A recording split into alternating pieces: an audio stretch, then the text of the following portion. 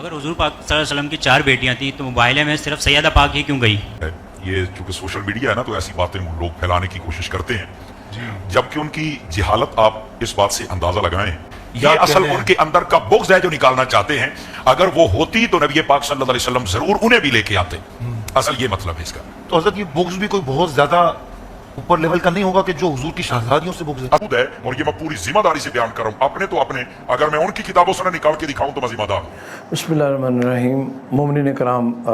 جس آدمی کو آپ سن رہے تھے اس کا نام مولوی صبر قادری ہے، جو کہ اکثر شیعان حیدر کرار کے خلاف بد زبانی کرتا ہے۔ یہ معروف نعت خواں ہے طاہر قادری، انہوں نے ایک یوٹیوب چینل بنایا ہوا ہے جس میں یہ مسلمانوں کے فرقوں کے درمیان شرانگیزی اور بد زبانی اور نفرتیں پھیلانے کا کام یہ کرتے ہیں۔ تو ابھی جس مسئلے کو ڈسکس کر کے یہ شیعان حیدر کرار کے خلاف بد زبانی بد کلامی کر کے فرعونیت کا ثبوت دے رہے تھے۔ فرعونیت سے مراد ہوتی ہے کہ اپنے آپ کو عالم سمجھنا، اپنے آپ کو بہت بڑا مناظر، اپنے آپ کو سمجھنا، جبکہ عاجزی یہ ہے کہ خود کو طالب علم ثابت کیا جائے، مانا جائے، کہا جائے، دنیا کہے بہت بڑا عالم ہے، لیکن خود ہی عالم، خود ہی مناظر، تو یہ فرعونیت ہے۔ تو جناب رسالت مآب علیہ الصلوۃ والسلام خاتم النبیین، آپ کی اولادیں جو ہیں ان کے متعلق گفتگو کرتے ہوئے کہہ رہا تھا، چونکہ یہ ایک اختلافی مسئلہ ہے، اختلافی مسائل مسلمانوں کے فرقوں کے درمیان ہیں،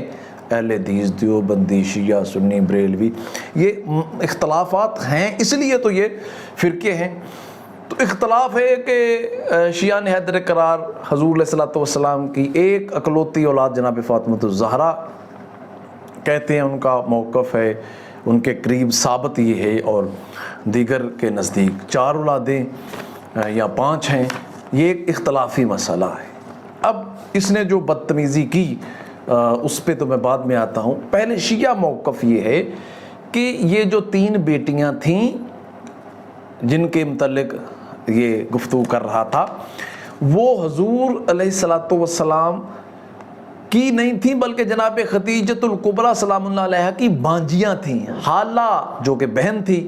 اور جناب خدیجۃ الکبریٰ سلام اللہ علیہا کی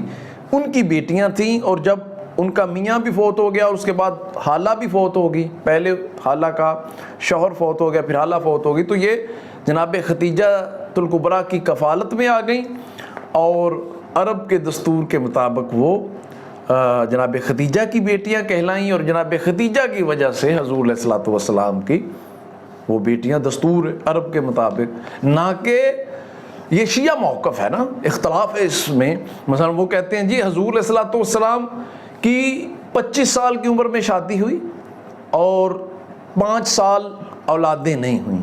یعنی 30 سال تک جب آپ کی شادی ہوئی جناب خدیجۃ الکبریٰ سلام اللہ علیہ سے، 5 سال تک اولادیں نہیں ہوئیں، اور اعلان نبوت سے پہلے یعنی 40 سال سے پہلے تک یہ جو بیٹیاں تھیں ان کی شادیاں ہو چکی تھیں۔ یعنی ایسا تو نہیں ہو سکتا تھا 10 سالوں میں 5-6 اولادیں بھی ہوں، وہ جوان ہو کہ ان کی شادیاں بھی ہو جائیں، تو یہ ایک موقف ہے۔ اب یہ جی میں شیعوں کی کتابوں سے ثابت کرتا، پھر ہم بھی ثابت کریں گے کچھ اور چیزیں، تو پھر وہ دوسری طرف چلے جائیں گی۔ مقصد یہ ہے کہ تم شیعوں کو مسلمان سمجھتے ہی نہیں ہو، تمہارے نزدیک تو نہیں ہے نا مسلمان، جبکہ پوری دنیا کفار شیعان حیدر کرار کو ہی تو مسلمان سمجھتے ہیں، جو کہ سپر پاور کی آنکھوں میں آنکھیں ڈال کے بعد امریکہ کیا سمجھتا ہے شیعان حیدر، میں ابھی ویڈیو ایک کروں گا انشاءاللہ العزیز، کہ شیعان حیدر کرار کو تو وہ مسلمان سمجھتے ہیں، جو ان کی آنکھوں میں آنکھیں ڈال کے ایسے کوئی بات نہیں کر سکتا دنیا سپر پاور کے سامنے جیسے۔ اور توہین رسالت جو گستاخ رسول ہے، اس کا اگر حکومتی سطح پہ کسی مسلمان ملک نے اس کے سر کی قیمت لگائی ہے تو وہ شیعہ ملک تھا جس نے حکومتی سطح پہ، شیعہ مسلمان تھے جنہوں نے حکومتی خاتم النبیین صلی اللہ علیہ وآلہ وسلم کو جس طرح شیعہ نے حیدر قرار حضور علیہ الصلوۃ والسلام کی خاتم النبیین کے قائل ہیں. عقیدہ ہے کہ اس کے بعد جو کہے میں نبی ہوں وہ دنیا کا سب سے بڑا بدبخت ہے. شیعہ کا موقف ہے, شیعہ کا عقیدہ ہے, شیعہ کا مسئلہ. تو یہ اگر تم کہو جی چونکہ فلاں کو نہیں مانتے اس لیے کافر ہیں شیعہ, فلاں کو نہیں مانتے, تو جو حضرت علی علیہ السلام کو خلیفہ نہیں مانتا, یہی تو بات آتی ہے نا. جو حضرت علی علیہ السلام کو خلیفہ نہیں مانتا پھر وہ بھی کافر, اس پہ آ کے پھر معاملہ خراب ہو جاتا ہے. تو اس لیے مقصد یہ ہے کہ خاتم النبیین صلی اللہ علیہ وآلہ وسلم ہمارے آخری نبی, آپ پر نبوت دروازے. اختلافات مسلمانوں کے درمیان میں ہیں, لیکن شیعہ نے حیدر کرار پرامن قوم ہے, پاکستان کے ساتھ ہے, پاکستان کی سلامتی کے ساتھ ہے, آگ لگانے والے نہیں ہیں, لوگوں کی املاک اور گاڑیوں کو جلانے والے نہیں ہیں. احتجاج صاحب کا گزر چکے ہیں, شیعہ نے حیدر کرار نبی بھی احتجاج کیے ہیں, لیکن پتہ نہیں ٹوٹا, اس لیے کہ ہم کربلا کے ماننے والے ہیں,